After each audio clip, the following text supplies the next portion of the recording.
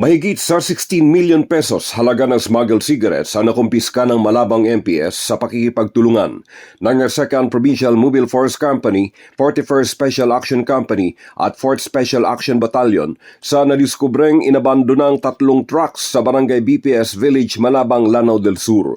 Batay sa report ng Malabang MPS, nakakarga sa 3 trucks sa mga kargamentong smuggled cigarettes na tinabunan ng mga niyog. Ang mga cargo trucks sa ginamit ay nadiskubreng walang mga susi at walang kaukulang papeles.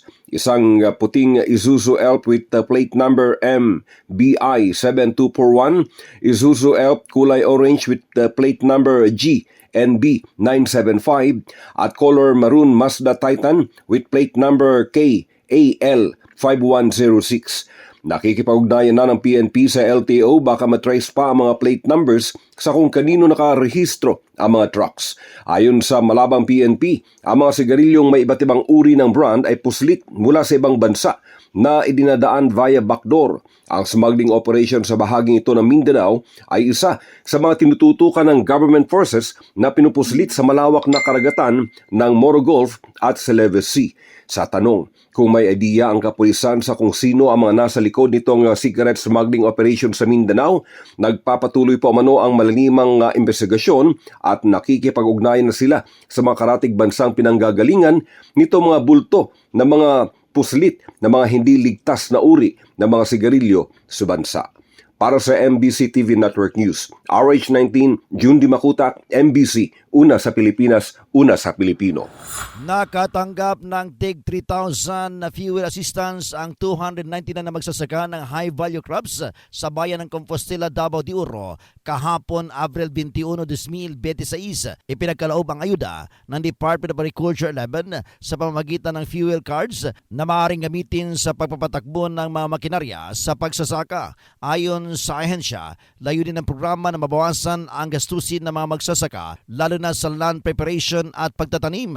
Bahagi ito ng patuloy na suporta ng pamahalaan upang mapanatili ang produksyon ng agrikultura sa kabila ng tumataas na gastos sa operasyon. Para sa MBC TV Network News, ito si June Suter.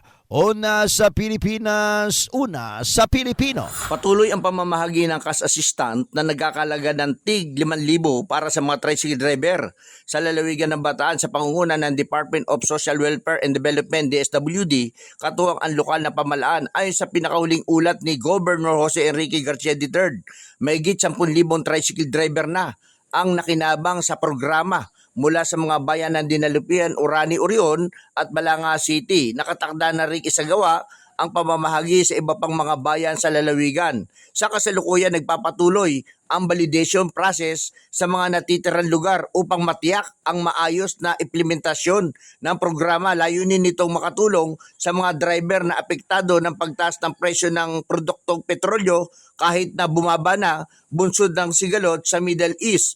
Ang nasabing programa ay bahagi ng inisyatiba ng pambansang pamahalaan, katuwang ang lokal na pamahalaan at sa suporta nila Kong Albert Garcia, Kong Gila Garcia, Kong Tony Roman at Pusong Pinoy Party List Representative Jet Desai. Para sa MBC TV Network News, RH37, Danny Kumilang, una sa Pilipinas, una sa Pilipino.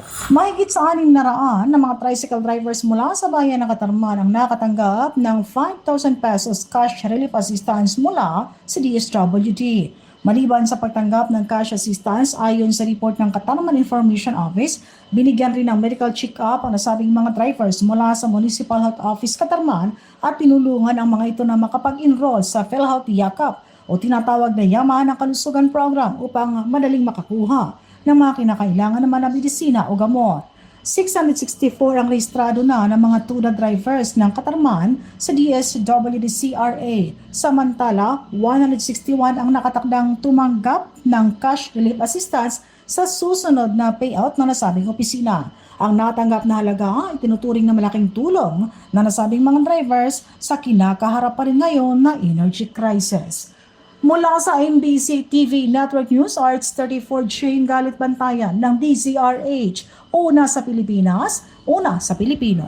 Arestado ang isang 72 anyos na lolo na residente ng Barangay Lipit Norte, Manawag, Pangasinan sa ikinasang bypass operation ng Posorobio Police. Batay sa ulat ni Chief of Police Major Napoleon Election Jr., nagsagawa ang kanyang mga tauhan sa Drug Enforcement Team ng operasyon alas 7:35 kagabi sa Barangay Malasin ng nasabing bayan matapos silang makipag-ugnayan sa PDEA Region 1, isang nagpanggap na buyer at binenta ng suspect ng 2 plastic sachet na naglalaman na hinihinalang Cebu na tumitimbang ng 2.5 grams na may estimated drug price na 17,000 pesos kapalit ng mark money at agad itong inaresto. Nasamsam sa suspect ang mark money at isang baril na caliber 9mm na may 2 bala at 4 na rims at isang kahan ng peking sigarilyo na may halagang 3,440 pesos. Kasalukuyang nasa kustodiya ng Posorobio Police Station ang akusado at naharap sa kaukulang kaso. Mula sa Action Radio Pangasinan para sa MBC TV Network News, ito si Freddy Pajardo, Aris 31 sa Pilipinas, una sa Pilipino.